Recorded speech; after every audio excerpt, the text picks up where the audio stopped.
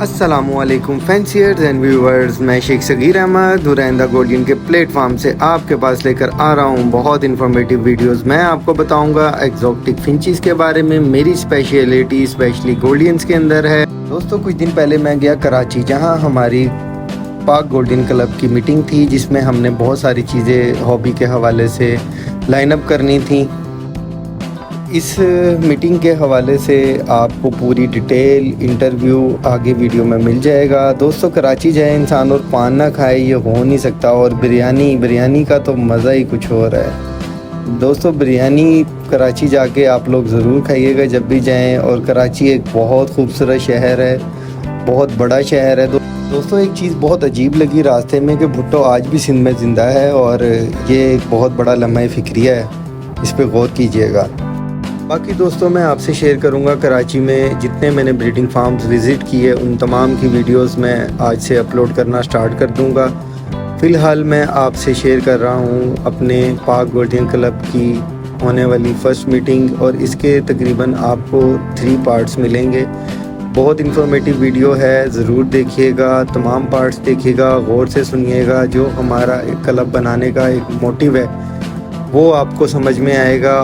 दोस्तों, यहाँ पर मैं एक बात ऐड करता चलूँ, ये क्लब 1 नवंबर 2021 को इस्टेब्लिश हुआ, और इसके बनाने में सैयद दानिश अली, जो कि इस क्लब के प्रेसिडेंट हैं, और फिर उसके बाद माजिद भाई हैं, अनीक भाई हैं, वकार भाई हैं जो यूके में होते हैं, मैं हूँ शेख सगीर अहमद, और इसके अलावा और भी भाइयों की पार्टिसिपेशन है।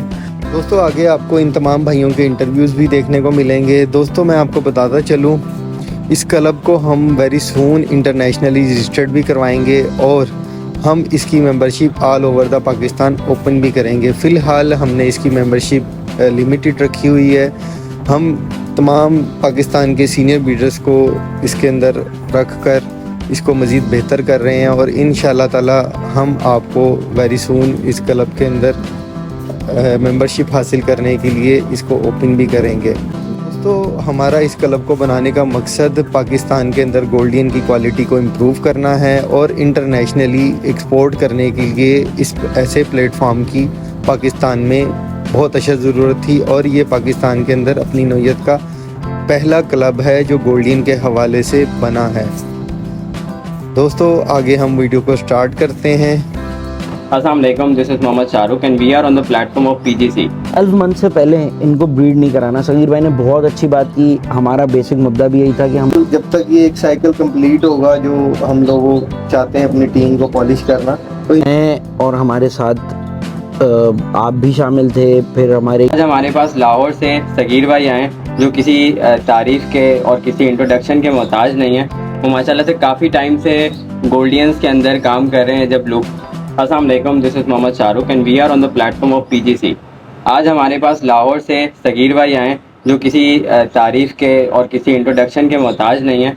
वो माशाल्लाह से काफ़ी टाइम से गोल्डियंस के अंदर काम कर रहे हैं। जब लोकल लाइन यहाँ पर थी तब भी वो एक अच्छा काम कर रहे थे, और अब माशाल्लाह से इनके पास गोल्डियन की सारी म्यूटेशंस और हर तरह की गोल्डियन इनके पास मौजूद है। तो चलें हम सगीर भाई से आपका तारुफ करवाते हैं और इनसे पूछते हैं कि उनका ओवरऑल कैसा एक्सपीरियंस रहा गोल्डियन के साथ।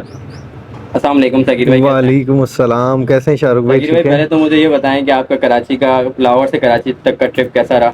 देखिए, दानिश भाई हैं, काफ़ी टाइम से पाक गोल्डन क्लब के लिए काम कर रहे हैं। इन्होंने बनाया, हमारी फर्दर डिस्कस चलती रहती थी दानिश भाई के साथ, जिसके अंदर हम चाहते थे कि कोई मीटअप रखें, लाहौर में रख लें या कराची में रख लें। मुझे टाइम लगा तो मैं जो ना इधर आया, और माशाल्लाह से इतने ज़्यादा भाई आए, इतना ज़्यादा प्यार दिया इन सब ने। और सबसे अच्छी जो चीज़ मुझे लगी वो ये लगी कि सब गोल्डियंस के लिए एक मैंने देखा कि क्रेज़ पाया जाता है। तो फिर दानिश भाई के साथ भी बड़ी अच्छी डिस्कस हुई मज़ीद फ्यूचर के हवाले से, गोल्डियन के हवाले से भी, और इसको मज़ीद कैसे बेहतर बनाना है हॉबी को। तो ये सब कुछ चल रहा है अभी। बहरहाल मैं इधर ही हूँ, मज़ीद डिस्कशन चलती रहेगी मज़ीद इस हॉबी को इम्प्रूव करने के लिए। तो आप मुझे ये बताएं कि आप जो लोकल ब्रीड करा रहे थे, जो लोकल हमारी गोल्डियन है और जो इम्पोर्टेड गोल्डियन है, जैसे कि हमारे व्यूअर्स को नहीं पता कि एक इम्पोर्टेड गोल्डियन, अब आप देख रहे हैं कि काफ़ी मुल्क से जो है वो गोल्डियन इम्पोर्ट हो रही है। स्पेन से आ रही है, इटली से आ रही है, और भी काफ़ी ममालिक से गोल्डियंस आ रही है, इंपोर्ट हो रही है। तो सारी गोल्डियंस में क्या डिफरेंस है और हमारी जो लोकल लाइन है उसमें क्या डिफरेंस है? देखिए जी, सबसे पहली बात तो ये है कि लोकल लाइन और इम्पोर्टेड लाइन के अंदर बहुत ज़्यादा डिफरेंट पाया जाता है। उसकी मेन रीज़न ये है कि इम्पोर्टेड लाइन के ऊपर मेहनत हुई हुई है। बिल्कुल आपके। लोकल लाइन के ऊपर हमने ना मेहनत करी, ना हम लोगों का कोई माइंड था कि हम लोग करेंगे ये। लेकिन ये कि ये बहुत अच्छा साइन है कि सॉरी, मैं आपको यहाँ पे रोक रहा हूँ। आपने जो वर्ड यूज़ किया मेहनत, तो आप काइंडली इसको ज़रा डिफाइन करेंगे कि आपके मेहनत का क्या मतलब है, कि क्या मेहनत इसमें करनी चाहिए हमें एज ए ब्रीडर? देखिए, मेहनत तो ये है कि पहली बात तो ये है कि हम लोगों को कुछ बेसिक्स ही नहीं पता गोल्डियन की, जिसकी वजह से लोकल लाइन हमारी मज़ीद ख़राब से ख़राब, साइज़ ख़राब हुआ उसका, फिर उसके जो कलर्स हैं वो ख़राब हुए, फिर उसकी शेप ख़राब हुई। उसकी जो सबसे मेन रीज़न है ना वो ये है कि हम लोगों ने इसको जो है ना इन ब्रीड बहुत ज़्यादा करवाया।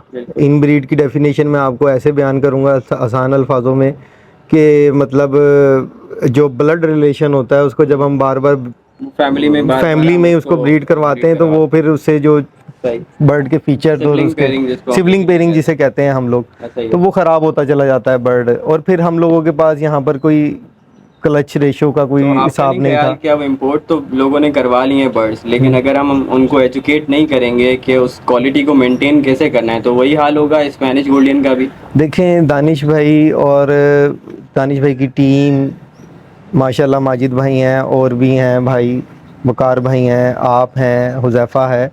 तो हम सब लोगों की यही डिस्कस होती थी कि यार ये फिर दोबारा से एक डेंट ना पड़ जाए इस हॉबी के अंदर, तो उसके लिए क्या होना चाहिए। तो वो बड़ा ज़बरदस्त इनिशिएटिव लिया, दानिश भाई ने क्लब बनाया। मैं इनको हमेशा अप्रिशिएट करता हूँ, मेहनत कर रहे हैं बहुत ज़्यादा।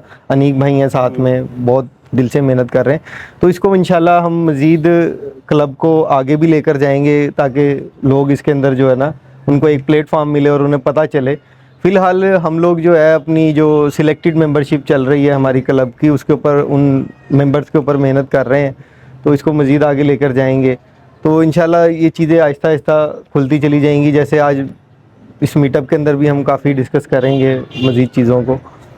अच्छा, मैं अगर एज अ व्यूअर आपसे सवाल करता हूँ कि मेरे पास कुछ पेयर्स हैं इंपोर्टेड, अगर मुझे जैसे कि आपने कहा कि मेहनत करनी है उन पेयर्स के ऊपर और मैंने उस क्वालिटी को मेंटेन करना है, तो आप क्या समझते हैं कौन से ऐसे बेसिक पॉइंट्स हैं जिन पे मुझे फोकस करना चाहिए और कौन सी ऐसी चीज़ें हैं जिनको मुझे अवॉइड करना चाहिए टू मेंटेन दैट क्वालिटी?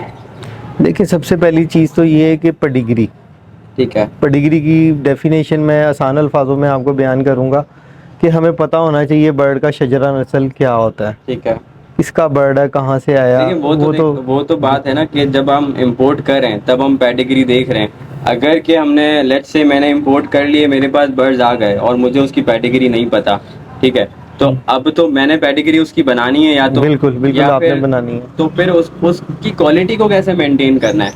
देखिए, ये तो आप जब बर्ड ब्रीड पर लगाते हैं तो तब आपके सामने रिज़ल्ट आएगा, आपको पता चलेगा। आप बर्ड्स को रोकेंगे, उनके कलर जो है ना वो मोल्ड, फर्स्ट मोल्ड जो होता है उसे क्लियर करवाएंगे, तो चीज़ें आपके पास खुलती चली जाएंगी खुद ब खुद के। यार मैंने जो बर्ड लगाया था उसके फीचर्स क्या थे, और मेरे पास जो चिक्स आए उन्होंने फर्स्ट मोल्ड क्लियर किया, वो क्या निकला मेरे पास। सही।